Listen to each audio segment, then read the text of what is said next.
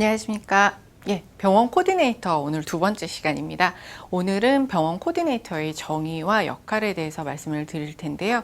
지난 시간에는 이 병원 코디네이터가 생기게 된 가장 큰 이유, 선생님들의 역할이 필요한 이유에 대해서 알려드렸었습니다.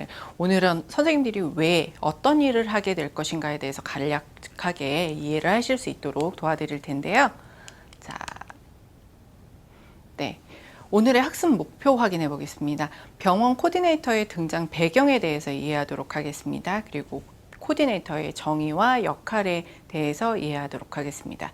그래서 내용을 한번 확인해 보시면요. 병원 코디네이터의 정의, 병원 코디네이터의 등장 배경, 병원 코디네이터의 역할, 그리고 전망까지 이렇게 해서 확인하는 시간 갖도록 하겠습니다.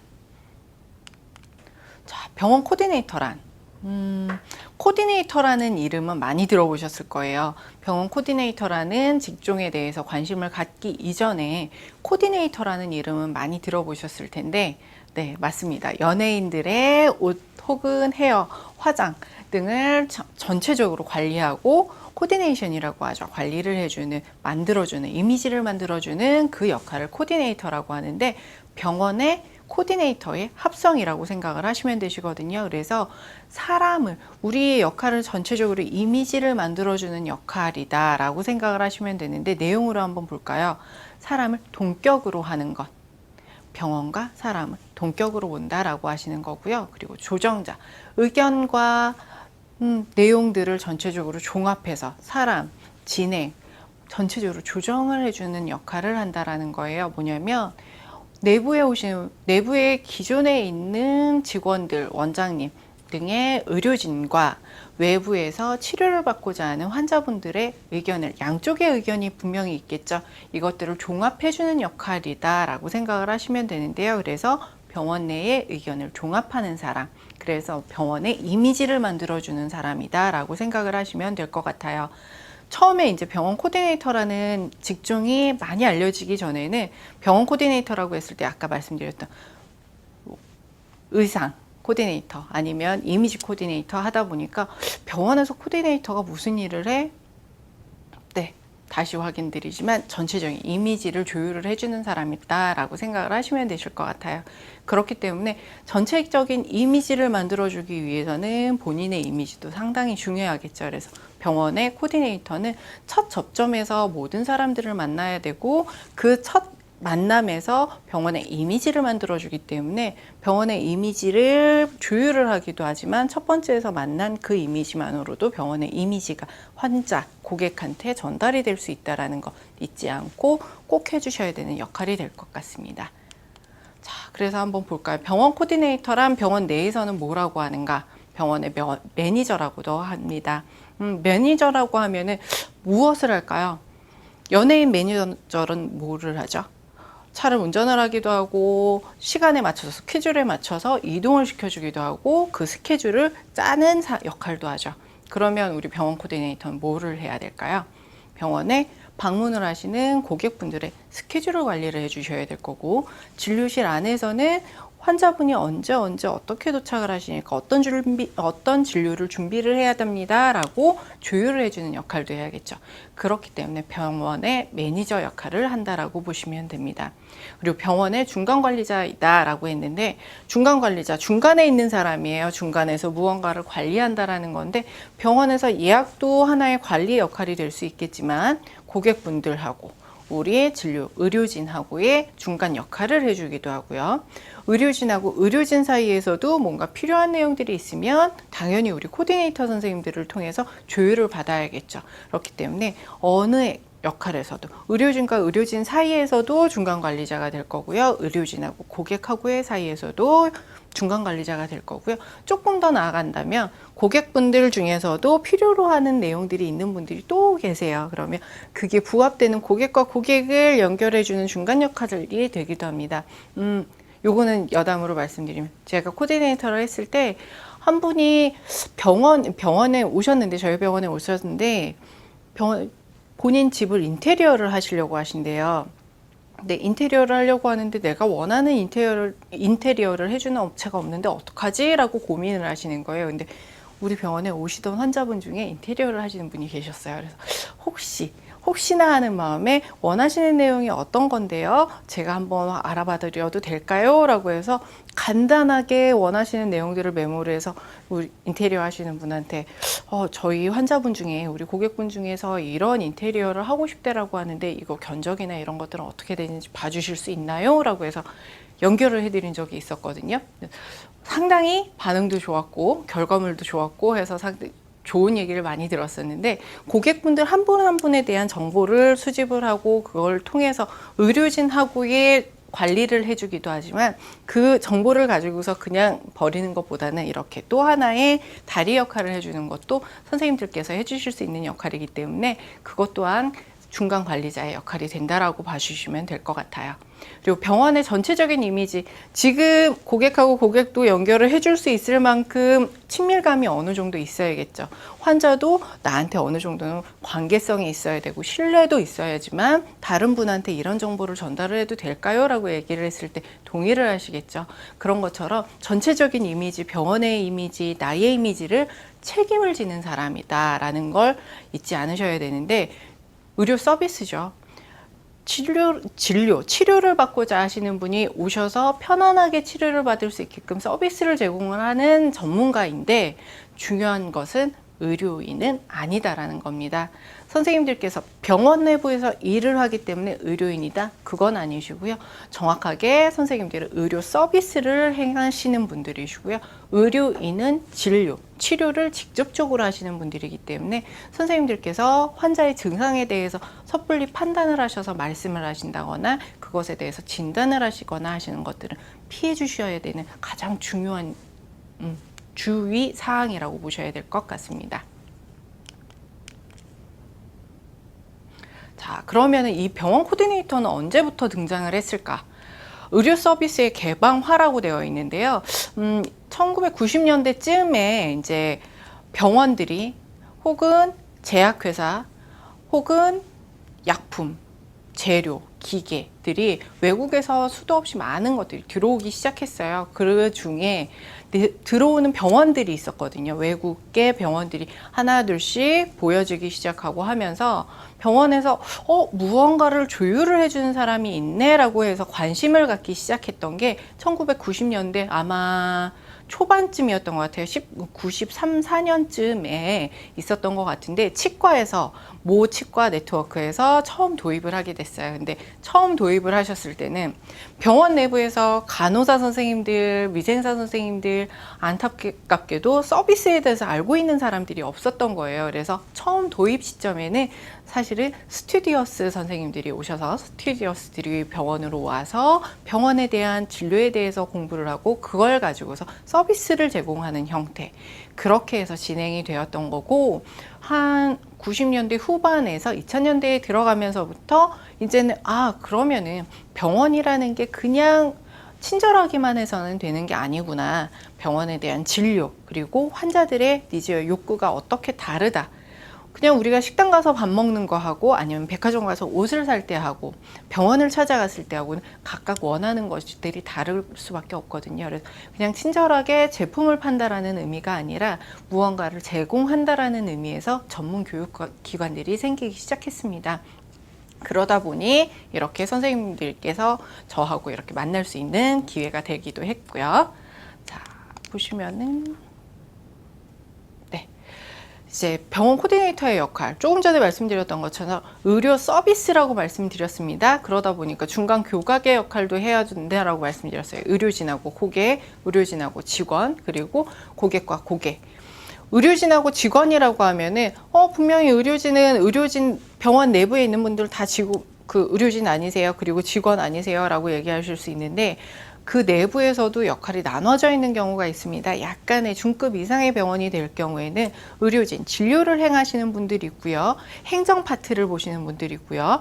혹은 내부에 청소나 아니면 이런 용역들을 해주시는 분들도 있으세요. 그럼 그분들도 역시 우리 내부의 직원들이시죠. 그분들도 마찬가지로 교각의 역할을 해주셔야 된다는 것. 그리고 의료 서비스의 품질 향상이라고 했습니다. 선생님들이 해주셔야 되는 역할이 병원의 이미지를 만들어 주셔야 된다라고 말씀드렸잖아요. 이미지는 항상 똑같으면은 어떨까요? 식상할 수 있겠죠. 혹은 구식인데 라고 느낄 수가 있어요. 그래서 그 자리에서 멈추는 게 아니라 언제나 새로운 것들을 계속 개발을 하고 거기 플러스 알파를 하시면서 품질을 향상시켜 주시는 것, 그것이 선생님들 병원 코디네이터의 가장 중요하고 초점이 될 수 있는 역할 중에 하나가 될 것입니다. 그렇게 돼야지만 선생님들께서 병원의 이미지를 향상시켜 주실 수 있겠죠. 환자분들이 그 병원은 뭐가 달라, 여길 가면 뭔가 달라라고 느낄 수 있게끔 해주시는 것, 그것이 병원의 이미지를 만들어 주시는 거고, 그걸 통해서 무엇을 하시느냐, 환자분들, 고객분들이 나는 이 병원 아니면 안 돼, 다른 병원은 영 안 되겠어 라고 할 수 있는 충성 고객을 만들어 주시는 것. 우리 병원에 오시는 분이 그냥 오늘 한번 다녀가시고 끝나는 게 아니라 1년 후에도 똑같은 증상으로 똑같은 치료를 받아야 된다라고 하면은 다른 곳이 아니라 난 여기를 가야겠어 라고 생각해 주시는 게 첫 번째일 거고요. 주변에 혹시라도 나 눈이 아픈데 어떻게 해야 되지? 그러면 어디로 가야 될까? 라고 했을 때 그냥 혼자서 인터넷을 찾아보기 이전에 제일 먼저 하는 건 뭘까요? 야, 너 혹시 아는 안과 있어? 어디로 가면 좋아? 라고 물어보시겠죠. 그러면은 내가 아는 안과 있는데 한국안과라고 있어. 거기 가면은 거기 코디네이터 선생님 되게 친절하게 잘해 주실 거야 라고 하는 이 말이 나올 수 있게끔 해주시는 게 충성 고객이 있죠. 선생님들께서 어떤 이미지를 만들어 주느냐에 따라서 그렇게 입소문을 내주시는 고객분들이 많아지실 수도 있고, 오히려 반대로 거기는 못 써, 가면 안 돼 라고 얘기를 해주시는 경우도 있다라는 것 잊지 않으셔야 될 것 같습니다. 자, 그러면 이 병원 코디네이터들은 그냥 그걸로 끝나는 걸까? 그게 아니라는 거죠. 그리고 지금 현재는 조금 작은 소규모의 병원에서도 코디네이터를 두는 시대예요. 왜? 다른 곳에서도 당연히 다 있습니다. 그리고 환자분들이 원하시는 욕구는 점점 늘어나고 있어요. 고객분들은 지금도 여전히 진화하고 있다라고 얘기를 하거든요. 진화를 하게 되는 방식은 여러 가지죠. 인터넷을 통해서, 아니면 SNS를 통해서, 구전을 통해서 주변에 많은 사람들의 입소문을 낼 수밖에 없는데, 서비스를 조금 더 탄탄하게 안정적으로 만들어 놓게 되면은 그만큼 찾아오시고자 하는 고객분들이 늘어나시게 되니까 소규모의 병원에서도 코디네이터 선생님들을 꼭 도입을 하고자 한다라는 것. 종합병원에서는 당연히 하시겠죠. 왜? 치료를 받으셔야 되시는데 종합병원은 일반 병원하고는 달라서 진료를 마치고 나서 수납을 하는 형태가 아니라 중간중간 필요에 의해서 선수납을 하고서 진료를 보시는 경우가 있어요. 그럴 때는 코디네이터 선생님들께서 직접 안내를 하시고 거기에서 조율을 해주시는 과정들, 그걸 통해서 진행이 되다 보니 병원 코디네이터 선생님들이 조금 더 많은 숫자가 필요한 경우도 있고요.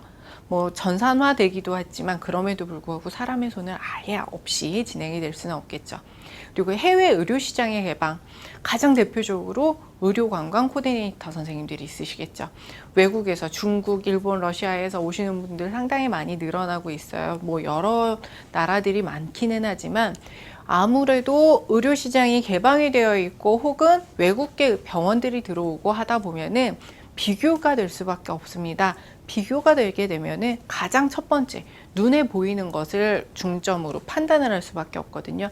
치료를 잘 받고 회복이 되고 혹은 이뻐진다라고 하는 건 당연한 거지만, 그것 외에 와서 처음에 만났던 느낌이 어떠한가, 여기에선 어떤 서비스를 어떻게 하는가. 예를 들자면 치과에서는 임플란트 수술하시고 나시면은 환자분들한테 죽을 서비스를 하기도 했었습니다. 요즘엔 조금 줄어들기는 했지만 그런 것도 서비스가 될 수가 있고요. 혹은 치료를 조금 더 회복하는 데 도움이 될 수 있도록 아이스팩, 얼음찜질을 할 수 있게끔 드리기도 했고, 거기에서 조금 더 나아가서는 기계까지, 냉찜질을 할 수 있는 기계를 준비를 해서 대여를 해드리는 경우도 있었어요. 이런 것들도 플러스 알파의 서비스가 되겠죠. 그런 것들처럼 해야 되는 업무 영역은 점점 더, 서비스의 영역은 커져가고 있기 때문에 선생님들이 하셔야 되는 업무, 그리고 선생님들이 새롭게 개발해야 하는 서비스들도 점점점 늘어나고 있다는 겁니다. 그러다 보니 어떨까요? 병원에는 꼭 필요한 인력이 될 수밖에 없겠죠. 어떤 것, 서비스를 계속 지속적으로 늘리고 발전시킬 수 있는 사람이어야 되기 때문에 병원 코디네이터 선생님의 역할은 꼭 필요한 인력이 된다는 겁니다. 그래서 우리 코디네이터 선생님들이 뭐가 필요할까요? 어떤 것들이 필요할까 보시면은 계속 지속적으로 서비스를 계속 발전을 시켜야 된다라고 했잖아요. 서비스 다른 병원은 어떻게 하나 이것뿐만이 아니라 나 스스로도 개발을 할 수가 있어야 되거든요. 그렇기 때문에 나 스스로도 개발이 되고 발전이 되어 있어야지만 새로운 것들이 계속 나올 수 있겠죠. 그래서 관련된 병원하고 관련된 혹은 서비스하고 관련된 경영과 관련된 마케팅과 관련된 교육들을 꾸준히 스스로 배울 수 있는 게 가장 중요하고요. 또 하나는 환자분들이 요즘은 워낙에 외국인들도 관광차 혹은 그냥 그 거주차 오시는 분들도 많다 보니까 저도 영어는 잘 못하지만 외국인 환자분들 많이 뵙습니다. 그러면 손짓 발짓이 됐든 바디랭귀지가 됐든 아니면은 짧은 단어를 가지고서 대화를 하든 응대를 할 수 있게끔 준비는 필요하겠죠. 그래서 어학도 준비를 해주시면 훨씬 더 뛰어난 병원 코디네이터가 되실 수 있고요.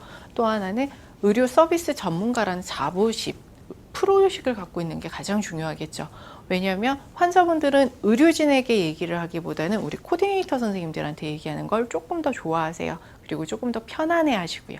왜냐하면 전문가 집단이다 보니 뭔가에 대해서 내 증상에 대해서 얘기를 했을 때 옳다 그르다라고 조금 강조를 하시는 경우가 많아요. 그러다 보니 나는 틀린 건가라고 조금은 부담스러워하는 경우가 있거든요. 그래서 가급적이면 우리 코디네이터 선생님들한테 나 이런 때는 어떻게 해야 돼? 나 이런 경우에 있는데 다른 사람들도 그래? 라고 했을 때 편안하게 그럼요. 그런 경우 종종 있으시고요. 원장님께서 그런 증상들 없앨 수 있게끔 잘 해주실 거예요. 라고 어느 정도 안정을 시켜주실 수 있는 그런 능력을 가지셔야 되기 때문에 서비스 전문가라는 자부심 잊지 않으셔야 되시고요. 환자분들 많이 뵈셔야 되잖아요. 고객분들 많이 만나셔야 되시고 많은 업무들을 하셔야 되기 때문에 당연히 지금 제가 뵙고 있는 모든 선생님들이 반듯한 인성, 착한 심성 갖고 있으실 거라는 거 믿는데요. 이 인성이 언제나 똑같을 수 있도록 유지해 주셔야 된다라는 거. 그리고 해야 되는 업무 상당히 많고 만나야 되는 사람들 상당히 많은 만큼 성실하고 올바른 이미지 메이킹 해주시는 것 잊지 않으셔야 될 겁니다. 그래야지만 선생님들께서 인정받는 코디네이터로서 롱런 하실 수 있을 거라고 봅니다. 자, 오늘 내용 한번 정리해 보겠습니다. 병원 코디네이터의 정의는 가장 중요한 것, 조정자의 역할.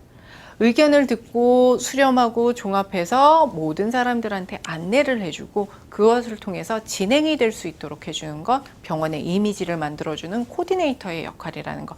병원 코디네이터라는 직책이 아닌 코디네이션을 할 수 있는 코디네이터라는 것 잊지 않으셔야 될 거고요. 중요한 역할은 중간 교각의 역할이라고 말씀드렸죠. 의료진하고 고객, 의료진하고 의료진 혹은 직원, 그리고 고객과 고객 이 사이에서 서로의 의견이 조율이 될 수 있고 필요로 하는 것들이 전달될 수 있게끔 해주시는 것 잊지 않으셔야 될 거고요. 선생님들의 나중에 나 이 일을 오래 할 수 있을까? 라고 생각하시는 거 걱정 안 하셔도 됩니다. 필요로 하는 곳은 언제나 열려 있습니다. 그만큼 선생님들이 많은 것들을 갖추고 있다라고 했을 땐 더 많은 영역으로 발전을 하실 수 있겠죠. 그렇기 때문에 코디네이터는 하나의 병원에서는 꼭 한 명 이상 필요로 한다는 거. 제가 본 중에서는 거의 한 16명까지의 코디네이터 선생님도 계시는 중급 이상의 치과병원도 있습니다. 자리가 없다라고 걱정을 하실 일은 없다라고 생각하시면 될 것 같고요. 그만큼 병원은 꼭 필요한 인력이라는 것 잊지 않으셨으면 좋겠습니다. 네, 오늘은 여기까지 마치도록 하겠습니다. 수고하셨습니다.